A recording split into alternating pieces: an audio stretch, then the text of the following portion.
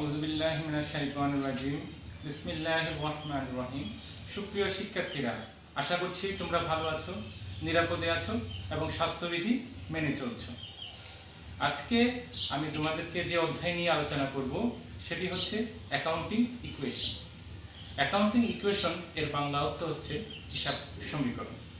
চলো আমরা দেখে নিই হিসাব সমীকরণ কি। হিসাব সমীকরণ হচ্ছে মূলত একটি প্রতিষ্ঠানের আর্থিক সম্পত্তিসমূহ এবং ওই আর্থিক সম্পত্তিসমূহের মধ্যে মালিক পক্ষের অবদান কতটুকু এবং বাইরের পক্ষের অবদান কতটুকু। তোমরা সকলেই জানো হিসাব সমীকরণের একটি সূত্র আছে। চলো দেখে নিই আমরা হিসাব সমীকরণের সূত্রটি।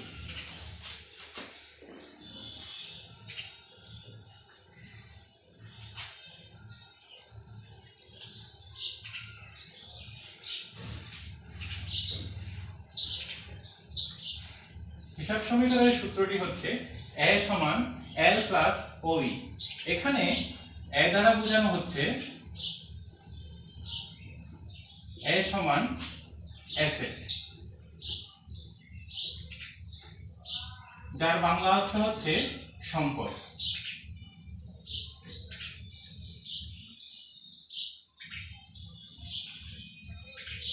l সমান লায়াবিলিটি।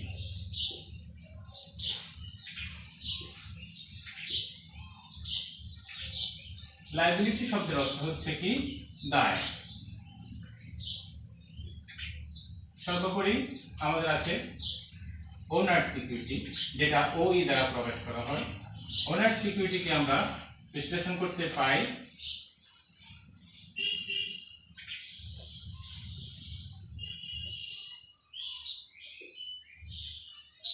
যার বাংলা অর্থ হচ্ছে মালিকানা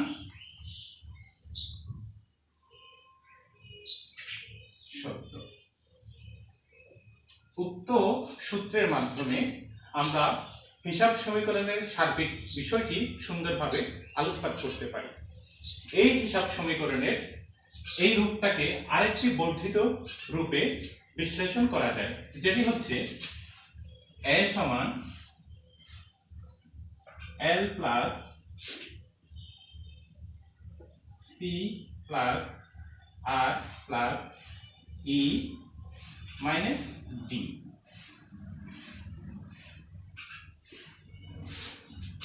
এখানে a সমান অ্যাসেট, l সমান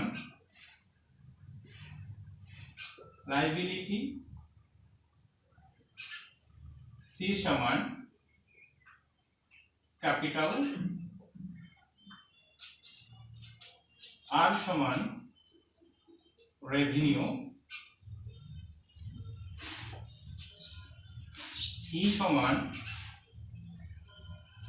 এক্সপেন্স, d সমান ড্রয়িং।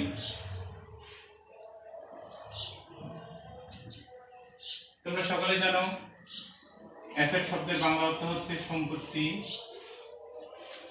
বা সম্পদ। লায়াবিলিটি অর্থ দায়। ক্যাপিটাল শব্দের বাংলা অর্থ হচ্ছে মূলধন। রেভিনিউ শব্দের বাংলা অর্থ হচ্ছে আয়। এক্সপেন্স শব্দের বাংলা অর্থ হচ্ছে ব্যয় বা খরচ। ড্রয়িং শব্দের বাংলা অর্থ হচ্ছে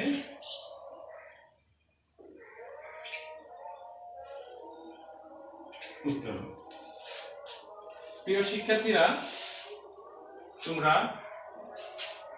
একাদশ শ্রেণীর মূল্যায়ন পরীক্ষায় হিসাব সমীকরণ অধ্যায় থেকে একটি অঙ্ক অবশ্যই পাবে। অঙ্কে যাওয়ার আগে আমরা হিসাব সমীকরণের গাণিতিক সমস্যাগুলো কিভাবে খুব সহজে সুন্দরভাবে তোমরা বুঝতে পারো সেজন্য আমি কিছু শর্ট টেকনিক তোমাদেরকে শিখিয়ে দিচ্ছি। তোমরা চাইলে নোট করে নিতে পারো অথবা স্ক্রিনশট দিয়ে তোমরা নিয়ে রাখতে পারো, উপকারে আসবে। চলো আমরা দেখে নিই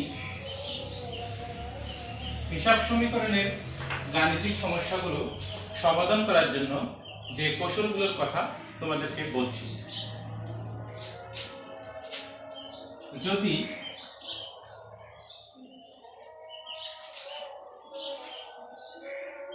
সম্পদ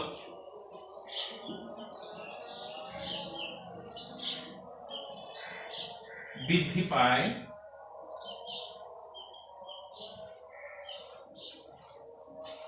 তাহলে ই বৃদ্ধি পায়।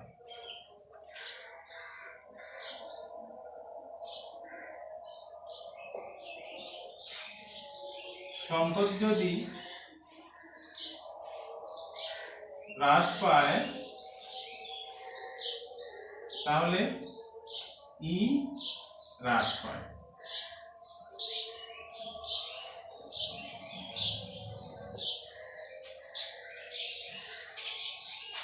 খরচ যদি বৃদ্ধি পায়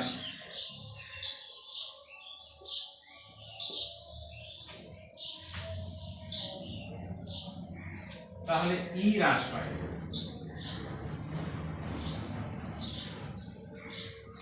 খরচ যদি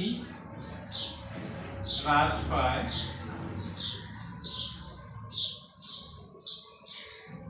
তাহলে ই বৃদ্ধি পায়।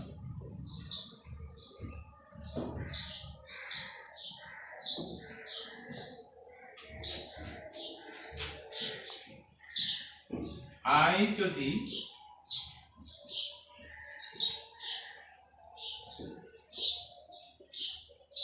বৃদ্ধি পায় ই বৃদ্ধি পায়।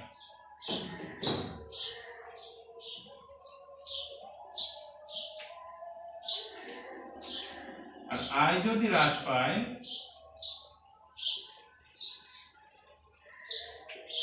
তাহলে ইও হ্রাস পায়।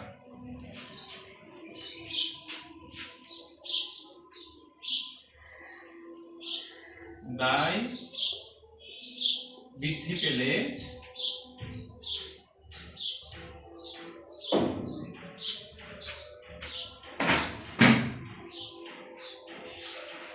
এল বৃদ্ধি পায়।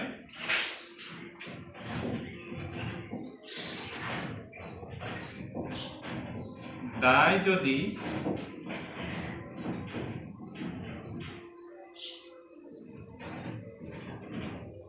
হ্রাস পায় তাহলে এলও হ্রাস পায়।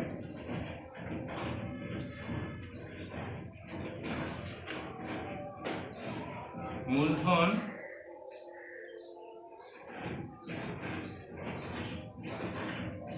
বৃদ্ধি পেলে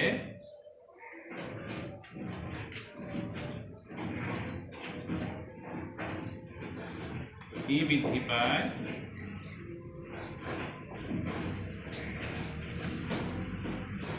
সর্বোপরি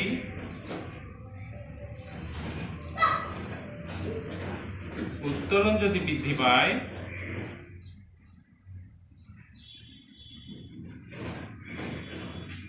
তাহলে ই হ্রাস পায়। আশা করছি তোমরা এই সূত্রগুলি যদি খুব সুন্দরভাবে মনে রাখতে পারো তাহলে তোমাদের গাণিতিক কোনো সমস্যা যদি হয়ে থাকে তাহলে তোমরা খুব সহজে তার সমাধান করতে পারো। এবারে আমরা তোমাদেরকে একটি অঙ্কের মাধ্যমে হিসাব সমীকরণের গাণিতিক সমস্যাগুলো সুন্দরভাবে বোঝানোর চেষ্টা করছি। প্রিয় শিক্ষার্থীরা, তোমরা ব্ল্যাকবোর্ডের দিকে খেয়াল করো। আমি তোমাদের জন্য একটি অঙ্ক রেডি করেছি, যেখানে বলা হচ্ছে জনাব ইমরানের ব্যবসায়ের 2018 সালের মে মাসের লেনদেন সমূহ নিম্নরূপ। পহেলা মে তারিখে নগদ 80,000 টাকা ও 50,000 টাকা ব্যাংক ঋণ নিয়ে ব্যবসা শুরু করা হবে। মে 4 তারিখ বলা হচ্ছে ধারে পণ্য ক্রয় 10,000 টাকা। মে 7 তারিখে বলা হচ্ছে পণ্য বিক্রয় 8,000 টাকা। মে 12 তারিখে বলা হচ্ছে উত্তোলন 1,000 টাকা। মে 20 তারিখে বলা হচ্ছে ঋণ পরিশোধ 20,000 টাকা। মে 28 তারিখে বলা হচ্ছে বিনিয়োগের সুদ প্রাপ্তি 2,000 টাকা এবং 30 তারিখে বলা হচ্ছে বেতন প্রদান করা হলো 15,000 টাকা। আমাদের করণীয়গুলো হচ্ছে কি, যেহেতু আমরা সৃজনশীল পদ্ধতিতে অঙ্ক করব, তাহলে আমাদের সৃজনশীল পদ্ধতিতে ক খ গ এভাবে 3টা রিকোয়ারমেন্ট থাকবে, তোমাদেরকে এই রিকোয়ারমেন্টগুলো করতে হবে। ক নম্বরে বলা হচ্ছে যা ইমরানের ব্যবসায়ের মাস শেষে নগদ উদ্ধৃত ও ঘাটতির পরিমাণ নির্ণয় করো। খ নম্বরে বলা হচ্ছে উপযুক্ত লেনদেনগুলো দ্বারা হিসাব সমীকরণের উপাদানগুলোর প্রভাব দেখাও।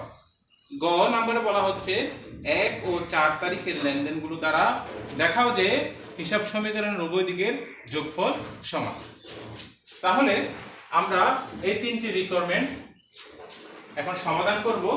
তোমরা যদি হাতের কাছে খাতা এবং কলম থাকে তাহলে তোমরা খাতা কলম নিয়ে বসে পড়ো। ক নম্বরে বলা হচ্ছে জনাব ইমরানের ব্যবসায়ের মাস শেষে নগদ উদ্ধৃত বা ঘাটতির পরিমাণ কত। আমরা এখনো জানি না নগদ উদ্ধৃত হবে নাকি নগদ ঘাটতি হবে। অঙ্ক করলেই আমরা বুঝতে পারবো নগদ উদ্ধৃত নাকি নগদ ঘাটতির পরিমাণ।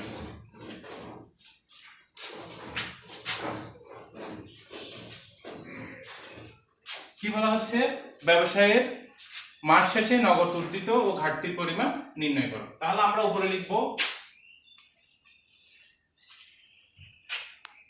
নগদ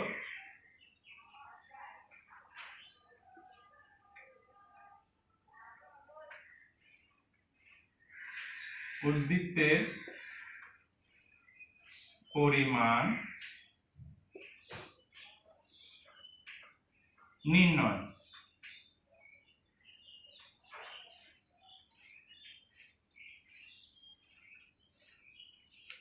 আমরা ঘর করি।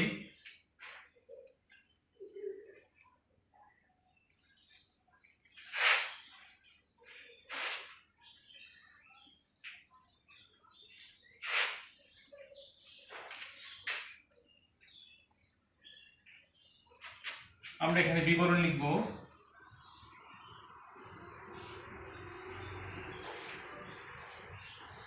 আর এই ঘরে টাকা লিখব। প্রিয় শিক্ষার্থীরা, তোমরা যদি চাও টাকার ঘর 2টা করতে পারো, সেক্ষেত্রে প্রথম ঘরে লিখবে কি বিস্তারিত পরিমাণ, আর পরের ঘরে লিখবে কি মোট পরিমাণ টাকা। চলো আমরা তাহলে প্রথম লেনদেনটা কি, যে নগদ 80,000 টাকা ও 50,000 টাকা ব্যাংক ঋণ নিয়ে ব্যবসা শুরু করা হলো। তাহলে আমরা লিখব কি নগদ আনায়ন।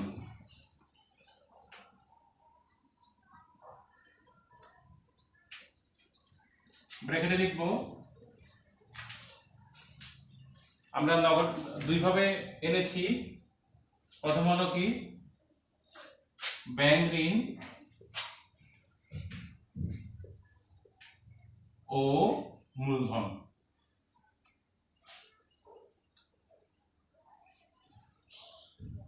তাহলে আমরা কত টাকা এনেছি, নগদ আমরা 80,000 টাকা এনেছি। চাইলে তোমরা এখানে সহজ করে করতে পারো। এবং ব্যাংক ঋণ এনেছি আমরা কত 50,000 টাকা। টোটাল কত 8 + 13 1,30,000 টাকা। এবার আমরা উপরোক্ত ট্রানজাকশন যেগুলো আছে, আমাদের বিভিন্ন তারিখে অনেকগুলো লেনদেন আছে, আমরা সেই লেনদেনগুলো যেগুলো যোগ হবে সেগুলো আগে করব ধারাবাহিকভাবে, এবং যেগুলো বাদ যাবে সেগুলোকে আমরা পরে আনবো বা নিচের দিকে আনবো। তাহলে আমাদের 4 তারিখে বলা হচ্ছে ধারে পণ্য ক্রয়। তাহলে এটা ধরে এক ধরনের ব্যয়। তাহলে আমরা যেহেতু যোগগুলো আগে আনবো, সেটা পরবর্তীতে আমরা 4 তারিখের লেনদেনটা লিখবো। 7 তারিখে বলা হচ্ছে পণ্য বিক্রয় 8,000 টাকা। তাহলে পণ্য বিক্রি করলে কি হয়, আয় হয়। তাহলে এটা আমরা যোগ করব কি নামে, বিক্রয় নামে। বিক্রয় কত টাকা, 8,000 টাকা। তাহলে আমরা এখানে 8,000 টাকা লিখবো টাকার ঘরে। যোগ করলে কত হয়, 1,38,000 টাকা। আরো কি কি যোগ হবে, তোমরা একটু ব্ল্যাকবোর্ডের দিকে খেয়াল করো। বিনিয়োগের সুদ প্রাপ্তি। বিনিয়োগের সুদ প্রাপ্তি এটি এক ধরনের আয়। তাহলে বিনিয়োগের সুদ প্রাপ্তি 2000 টাকা। তাহলে আমরা এখানে লিখব সুদ প্রাপ্তি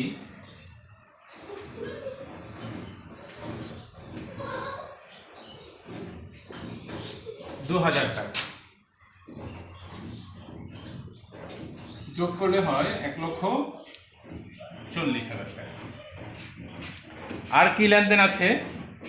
আর কোনো আয় নেই। এবার আমরা ব্যয়গুলা হিসাব করব। আমরা আয়গুলা যোগ করার পরে কথা ছিল ব্যয়গুলো বাদ দিব। আমাদের ব্যয়ের মধ্যে কি কি আছে? আমরা ধরো উত্তোলন করে ফেলেছি 1000 টাকা, আমাদের 1000 টাকা আগে বাদ দিতে হবে। বিয়োগ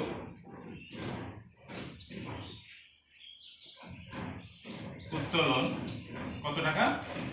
1000 টাকা। যদি 1,40,000 থেকে 1000 টাকা বাদ যায় তাহলে হয় কত? 1,39,000 টাকা। এর পরবর্তীতে তোমরা খেয়াল করো ব্ল্যাকবোর্ডের দিকে আর কি কি আমাদের খরচ বা ব্যয় আছে। আমরা এখান থেকে ঋণ পরিশোধ করে ফেলেছি 20,000 টাকা, এটাও আমরা বাদ দিয়ে দিব। তাহলে বিয়োগ, এদিকে খেয়াল করো সবাই, ব্ল্যাকবোর্ডের দিকে খেয়াল করো, ঋণ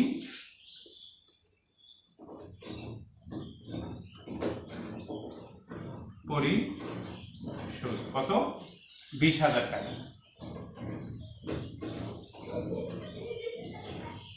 1,39,000 থেকে যদি 20,000 টাকা বাদ যায় তাহলে হয় 1,19,000 টাকা। আর কি কি ব্যয় আছে তোমরা ব্ল্যাকবোর্ডের দিকে খেয়াল করো। 30 তারিখে বলা হচ্ছে বেতন প্রদান করা হলো 15,000 টাকা। যেহেতু এটা ব্যয় তাহলে আমরা অঙ্ক করার সময় বেতন প্রদানটাও বাদ দিয়ে দিব।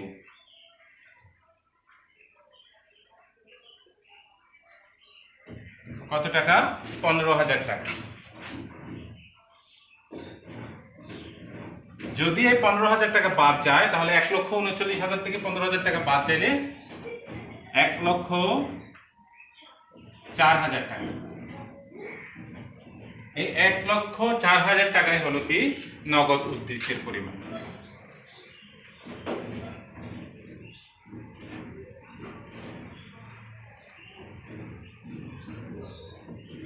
নগদ উদ্ধৃতের পরিমাণ হলো 1,04,000 টাকা।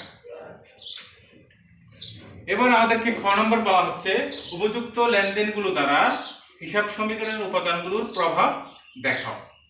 তার মানে হচ্ছে কি এখানে উপযুক্ত যে কয়েকটা লেনদেন আছে এগুলোর সাহায্যে আমাদেরকে হিসাব সমীকরণের উপর প্রভাব নির্ণয় করতে বলা হয়েছে। চলো আমরা হিসাব সমীকরণের প্রভাব নির্ণয় করি।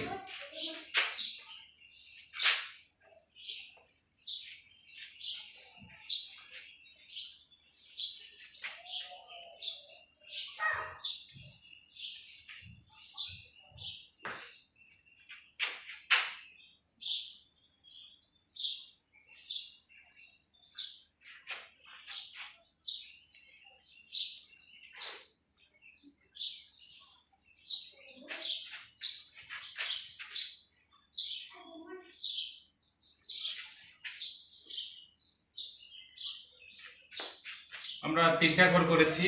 তিনটা ঘর এই জন্য করেছি আমাদের হিসাব সমীকরণের প্রভাব নির্ণয় করতে হলে জাবেদা করতে হবে। জাবেদা নির্ণয় করা ছাড়া আমরা হিসাব সমীকরণের প্রভাব নির্ণয় করতে পারবো না।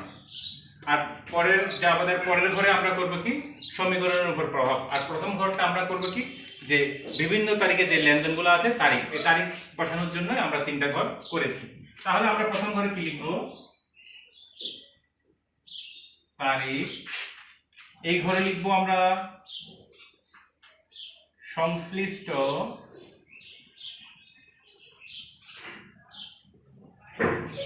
হিসাব। এই ঘরে লিখবো আমরা হিসাব সমীকরণের উপর প্রভাব।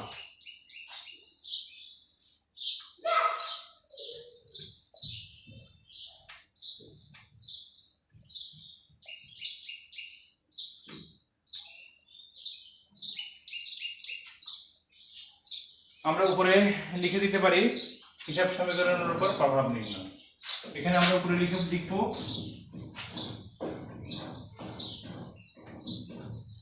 হিসাব সমীকরণের উপর প্রভাব নির্ণয়।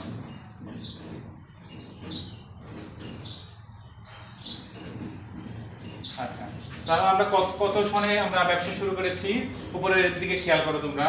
জনাব ইমরান ব্যবসায়ের 2018 সালে মে মাসে, তাহলে ব্যবসা শুরু করা হয়েছে 2018 সালের মে মাসে। তাহলে আমরা তারিখের ঘরে 2018 ইংরেজি লিখবো, মাস লিখবো মে। মেয়ের কত তারিখ? 1 তারিখে ব্যবসা শুরু হয়েছিল। তাহলে প্রথম লেনদেনে কি বলেছিলেন? নগদ 80,000 টাকা ও 50,000 টাকা ব্যাংক ঋণ নিয়ে ব্যবসা শুরু করা হলো। তোমরা সকলেই জানো ব্যবসায় যা আসে তা ডেবিট এবং যাহা চলে যায় তাহা ক্রেডিট। তাহলে প্রথম লেনদেন দ্বারা আমরা বুঝতে পারছি যে নগদান হিসাব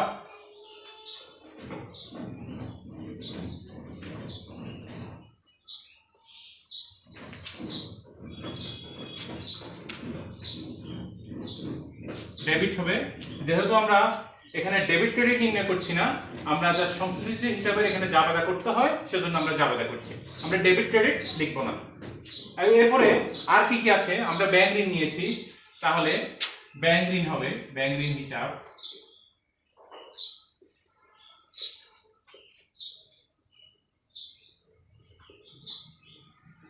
তোমরা সকলে জানো ব্যাংক ঋণ হলো এক ধরনের দায়। তাহলে দায় সবসময় কি হয়? ক্রেডিট হয়। এরপরে এসে মূলধন,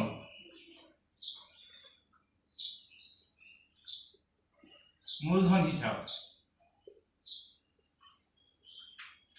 তারপরে আমরা যা প্রথম লেনদেনটি দ্বারা জাবেদা নির্ণয় করেছি, এবার আমরা এই প্রথম লেনদেনটি দ্বারা হিসাব সমীকরণের উপর প্রভাব কি সেটা দেখব। আমরা জানি তোমাদেরকে যে শর্টকাট যে নিয়মগুলো দেখিয়ে দিয়েছি, ওখানে তোমরা একটু বিশ্লেষণ করলে দেখতে পাবে যে নগদ টাকা আসলে কি হয়। নগদ টাকা আসলে এ বৃদ্ধি পায়, মানে কি বৃদ্ধি পায়? সম্পদ বৃদ্ধি পায়। তাহলে আমরা কি লিখবো? এ বৃদ্ধি। ব্যাংক ঋণ, ব্যাংক ঋণ হলো একটু আগেই তোমাদেরকে বলেছি, ব্যাংক ঋণ হলো কি এক ধরনের দায়। তাহলে ব্যাংক ঋণটা বেড়ে যাচ্ছে, তাহলে আমাদের কি বাড়তেছে? এল বৃদ্ধি পাচ্ছে। এল মানে কি? লায়াবিলিটি। লায়াবিলিটি অর্থ কি? দায়। তো দায় বৃদ্ধি পাচ্ছে। আর মূলধন কি? মালিকানা সত্ত্ব। তাহলে মূলধনও বৃদ্ধি পাচ্ছে, তার মানে ই বৃদ্ধি পাচ্ছে। তাহলে প্রথম ট্রানজাকশনটা আমরা শেষ করেছি, তাই আমরা ক্লোজ করে দিব।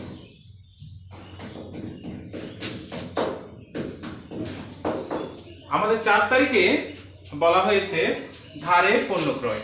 তাহলে তোমরা সকলেই জানো ধারে পণ্য ক্রয়ের জাবেদা কি। ধারে পণ্য ক্রয়ের জাবেদা হলো কি? ক্রয় হিসাব ডেবিট, পাওনাদার হিসাব ক্রেডিট। তাহলে আমরা লিখব 4 তারিখ মে 4। তাহলে আমরা লিখব ক্রয় হিসাব।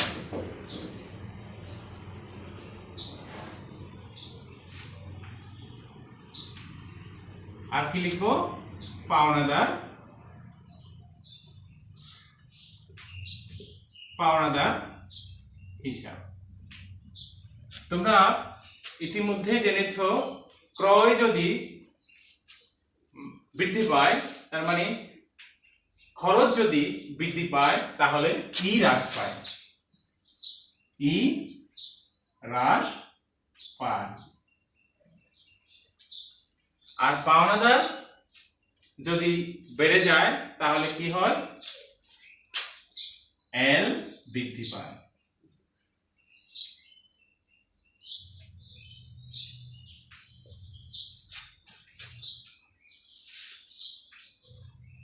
তাহলে এটাও আমরা ক্লোজ করে দিচ্ছি।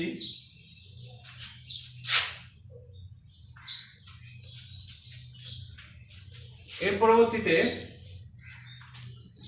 আমাদেরকে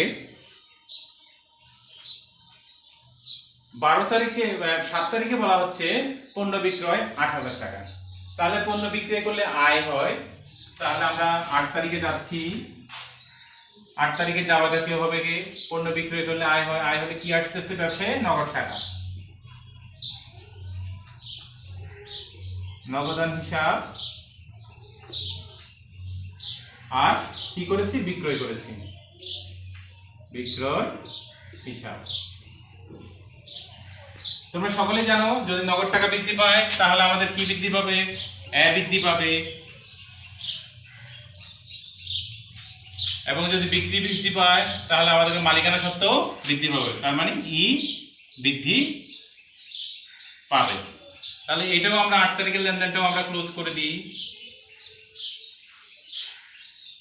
এর পরবর্তীতে আমাদের 20 তারিখে 12 তারিখে বলা হচ্ছে উত্তোলন 1000 টাকা।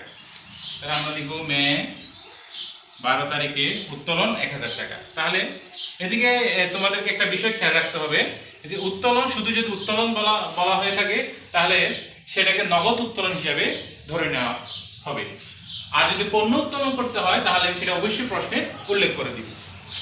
তাহলে আমাদেরকে বলা হয়েছে উত্তোলন, তাহলে আমরা নগদ উত্তোলন নিয়ে ব্যবসাটা শুরু করেছি।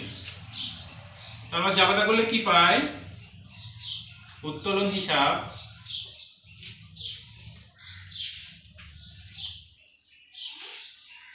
ডেবিট, এবং আমরা কি পাই উত্তোলন করলে কি কমে যায়, নগদ টাকাও কমে যায়।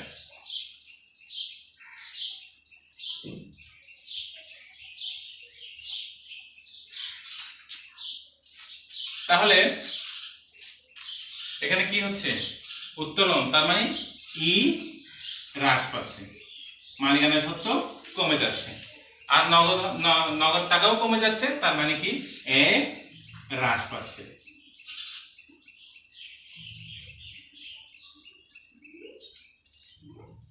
এটাও আমরা ক্লোজ করে দিই। তাহলে বাকি থাকলো আমাদের 3টি লেনদেন।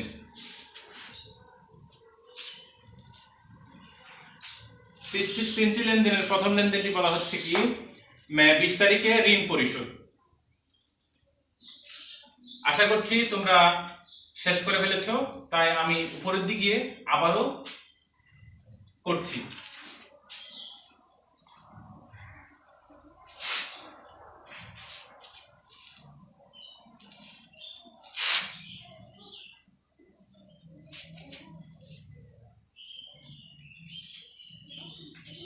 আমাদের 20 তারিখে বলা হয়েছে ঋণ পরিশোধ 20,000 টাকা।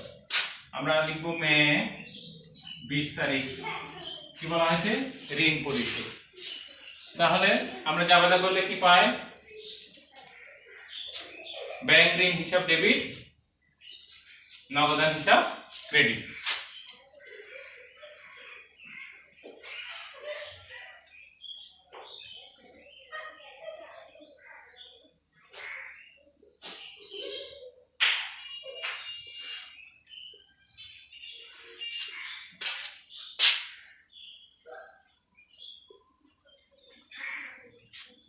তাহলে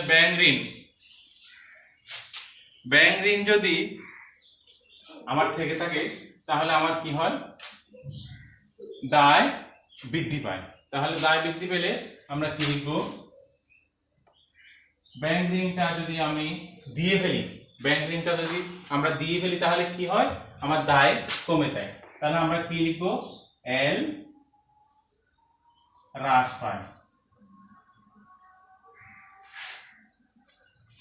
আর সাথে সাথে আমার যদি নগদ টাকা চলে যায় তাহলে আমার অ্যাসেটও হ্রাস পায়, তার মানে এ হ্রাস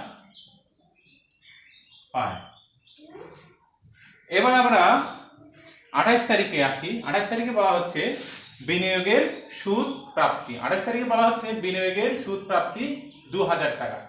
যদি বিনিয়োগের সুদ পায় তাহলে আমাদের কাছে কি এসেছে, আমাদের কাছে এসেছে নগদ টাকা। 28 তারিখ নগদান হিসাব,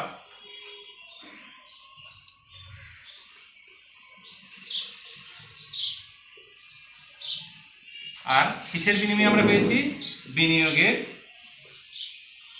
সুদের মাধ্যমে। তাহলে বিনিয়োগের সুদ হিসাব। তোমরা সকলে জানো যদি নগদ টাকা আসে তাহলে কি আয় বৃদ্ধি পায়,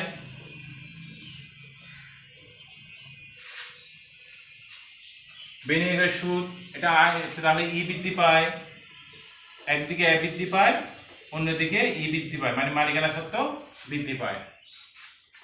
লাস্ট ওয়ান, আমরা শেষ ট্রানজাকশনটি করব, সেটি হচ্ছে মে 30 তারিখ বেতন প্রদান করা হলো।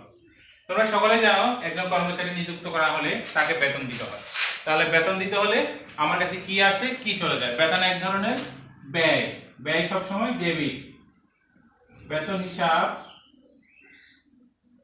আর একটা কি, বেতনের টাকাটা আমরা নগদে দিচ্ছি, তাহলে নগদান হিসাব। তাহলে বেতন দেওয়া মানে কি, ই হ্রাস পায়, আর নগদ টাকা কমে গেলে কি হয়, এ হ্রাস পায়।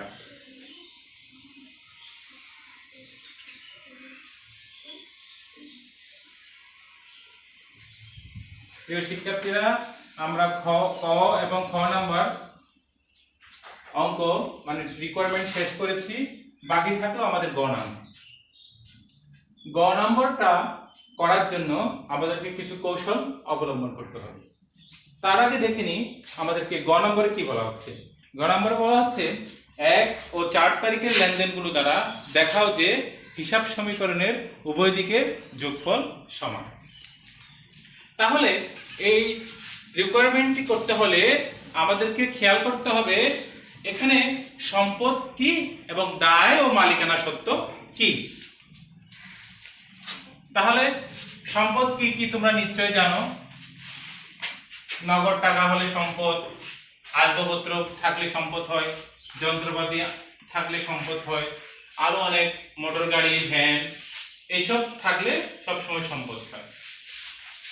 আর দায়ের আইটেমগুলো তোমরা নিশ্চয় জানো। দায়ের আইটেমগুলোর মধ্যে কি কি রয়েছে, ব্যাংক ঋণ রয়েছে, পাওনাদার রয়েছে, আরো অনেক লেনদেন রয়েছে। তাহলে আমরা গ নম্বর রিকোয়ারমেন্টটি উত্তর করতে হলে আমাদেরকে যেভাবে ঘর করতে হবে তোমরা ভালো করে একটু খেয়াল করো। আমরা তারিখের জন্য একটি ঘর করব প্রথমে, পরবর্তীতে আমরা উদ্বৃত্তের জন্য একটি ঘর করব।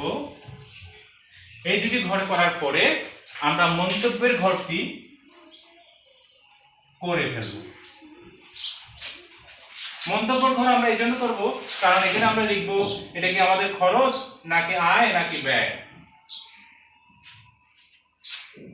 পরবর্তীতে যে ঘরগুলো আছে সেই ঘরগুলোকে আমরা দুই ভাবে বিভক্ত করব। এক পাশে লিখবো আমরা সম্পদ সমূহ, আর এক পাশে লিখবো আমরা দায় ও মালিকানা সত্ত্ব সমূহ।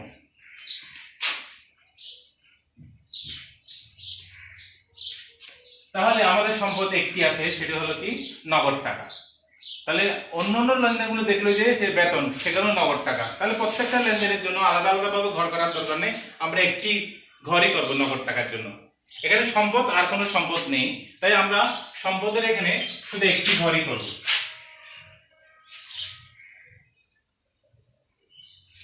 আমরা উপরে কি লিখবো, এখানে সম্পদ লিখবো, সম্পদ লিখবো, আর এখানে লিখবো কি নগদ। এখানে লিখবো আমরা দায় ও মালিকানা সত্ত্ব। এই ঘরে আমরা লিখবো মন্তব্য, এই ঘরটা সমান চিহ্ন দিব। এই ঘরে আমরা কি লিখবো, তারিখ। এই ঘরে আমরা লিখবো উদ্বৃত্ত। এইখানে দায় ও মালিকানার এখানে আমরা কয়টি ঘর করব, আমরা তিনটি ঘর করব। একটি হচ্ছে কি পাওনাদার, একটি হচ্ছে ব্যাংক ঋণ, এবং অন্যটি হচ্ছে মূলধন। তাহলে আমরা লিখে ফেলি। প্রথম ঘরটি কি লিখবো আমরা, পাওনাদার, দ্বিতীয় ঘরে লিখবো আমরা ব্যাংক ঋণ,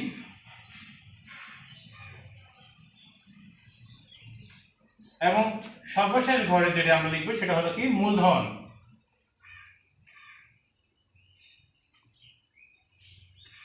প্রিয় শিক্ষার্থীরা, আমরা এই ঘর করে ফেলেছি, এখন আমরা লেনদেনগুলো এখানে বসিয়ে দিব। গ নম্বরে বলা হচ্ছে 1 ও 4 তারিখের লেনদেনগুলো দ্বারা। তাহলে পরীক্ষায় তোমাদের এখানে 1, 4, 7, 10, 12 এভাবে বলতে পারে, অথবা যতগুলো ট্রানজাকশন আছে সবগুলো করতে বলতে পারে, অথবা স্পেসিফিকলি 3-4টি লেনদেন দিয়ে হিসাব সমীকরণের উপর প্রভাব এটা দেখাতে বলতে পারে, অথবা উভয় দিকের যে যোগফল সমান সেটা নির্ণয় করতে বলতে পারে। তাহলে আমরা দুটি লেনদেন দ্বারা যে হিসাব সমীকরণের উভয় দিকের যোগফল সমান হয় সেটা আমরা দেখব। 1 তারিখে বলা হচ্ছে নগদ 80,000 টাকা ও 50,000 টাকা ব্যাংক ঋণ নিয়ে ব্যবসা শুরু করা হলো। তাহলে নগদ 80,000 টাকা ও 50,000 টাকা ব্যাংক ঋণ, তাহলে নগদে 80,000 টাকা আর 50,000 টাকা এই দুটো যোগ করলে হয় 80,000 আর 50,000 1,30,000 টাকা। যেহেতু আমি এই দুটি ট্রানজাকশন দিয়ে এই দুটি টাকা দিয়ে আমি ব্যবসাটা শুরু করেছি, তাহলে এই দুটি টাকাই আমার ফার্স্ট ক্যাপিটাল। আর 80,000 আর 50,000, তাহলে 80,000 আর 50,000 কত হয় 1,30,000 টাকা। আমরা কত সালে অঙ্ক শুরু করেছি? 2018 ইংরেজি মে 1 তারিখ। হ্যাঁ, তাহলে আমাদের নগদ টাকার এখানে আমরা কত লিখবো? 1,30,000 টাকা। 1,30,000 টাকা আমরা কিভাবে পেয়েছি? জনাব ইমরান 80,000 টাকা নগদ ও 50,000 টাকা ব্যাংক ঋণ নিয়ে সে ব্যবসা শুরু করা হয়েছিল, দুটোটা যোগ করলে আমরা পাই 1,30,000 টাকা। এর পরবর্তীতে আমরা দায় ও মালিকানা সত্ত্বের এখানে লিখবো ব্যাংক ঋণ আমরা পেয়েছিলাম 50,000 টাকা, এবং আমরা মূলধন ছিল আমাদের কত? 80,000 টাকা। আমাদের 1 তারিখে আর কোনো লেনদেন নেই, তাহলে আমরা এটা ক্লোজ করে দিব।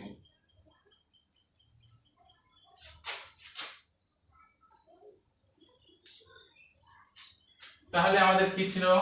আমরা এখানে উদ্ধৃতি লিখে দিব। 1 তারিখে আর কিছু বলা হয়নি, সেজন্য আমরা 1 তারিখে আর কিছু লিখিনি। তাহলে আমাদের নগদ টাকা ছিল 1,30,000 টাকা। পাওনাদার আমাদের ছিল না, ব্যাংক ঋণ ছিল আমাদের 50,000, এবং মূলধন ছিল আমাদের 80,000 টাকা। তাহলে আমরা 1 তারিখের লেনদেনটি শেষ করেছি। এবার আমরা 4 তারিখে আছি। 4 তারিখে আমাদেরকে বলা হয়েছে ধারে পণ্য ক্রয় 10,000 টাকা।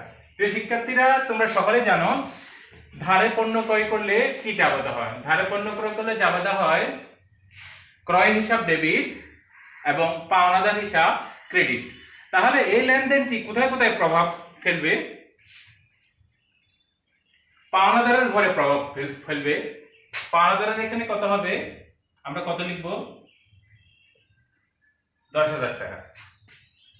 আর আমরা মূলধনের ঘরে লিখব 10,000 টাকা। ব্যাংক ঋণের ঘরে, সরি আমরা এখানে একটু ভুল করেছি,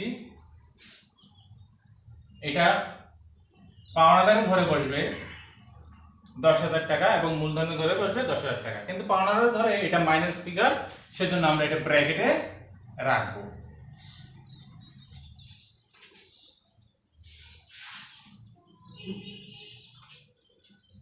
তাহলে আমরা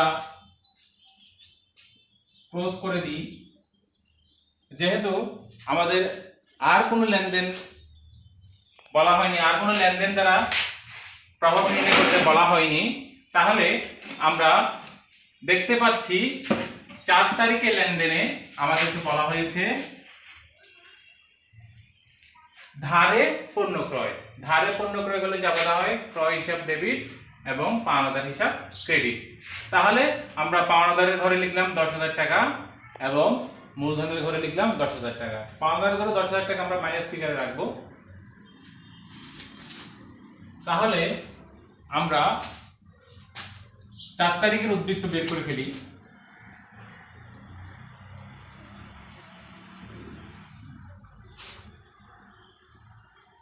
আমাদের সম্পত্তি ছিল নগদের ঘরে 1,30,000 টাকা। তাহলে আমাদের বিয়োগ গেলে 50,000 টাকা ছিল ব্যাংক ঋণ। আমাদের 80,000 থেকে 10,000 গেলে হয় 70,000।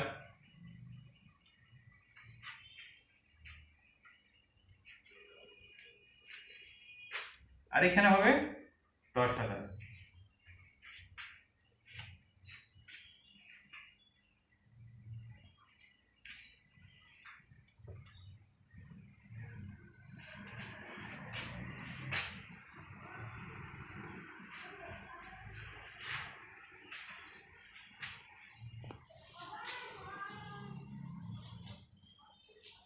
তাহলে আমাদের এই তিনটি যোগ করলে আমাদের কত হয়?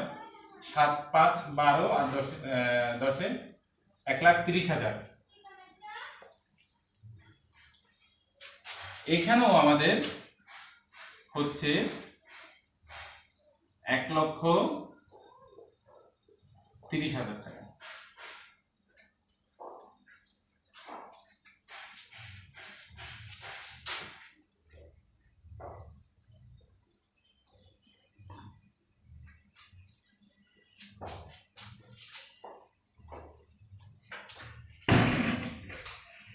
আমরা এখন ক্লোজ করে দিচ্ছি।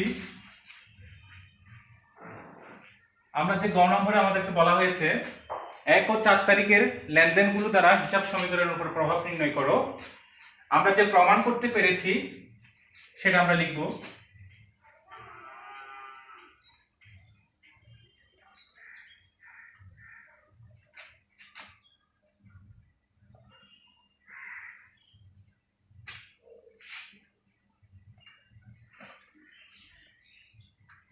দ্বারা প্রমাণিত হলো A সমান L প্লাস E। তার মানে আমাদের সম্পদ 1,30,000 টাকা এবং দায় মালিকানা সত্ত্ব যোগ করলেও আমরা 1,30,000 টাকা পেয়েছি। প্রিয় শিক্ষার্থীরা, আজ তাহলে এ পর্যন্তই থাক। আগামী ক্লাসে তোমাদেরকে আরো নতুন কোনো বিষয় নিয়ে হাজির হবো ইনশাল্লাহ। ততক্ষণ পর্যন্ত তোমরা ভালো থাকো, নিরাপদে থাকো, সুস্থ থাকো। তোমাদের কাছ থেকে বিদায় নিচ্ছি। আল্লাহ হাফেজ।